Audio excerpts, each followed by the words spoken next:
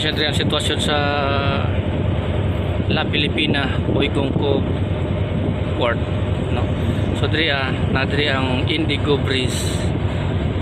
So dito ni sila sa first port nila ni dito sa Maribilis, Bataan sa MGC port. So second port na nila diri no. Diskarga sila og trigo. So second port no, diri na ni tiwas so sila gamay na lang lutaw na kay ni sila. Taas kay markuha pa rin nakuha, no. International si Indigo Breeze. So muna yung mga pandre tato tayo lifeboat, no, for lifeboat. So ang ilang headline na narito nakakonect sa Lubok, no, to headline lang nakakonect sa Lubok. Itaas kini siya barkuha gyud cover nila sa pan diri bago na ni diri kuno ni niyo adi ay suko doon yung diya sa may barkong sea trader sa kabarkuhan. So ano diri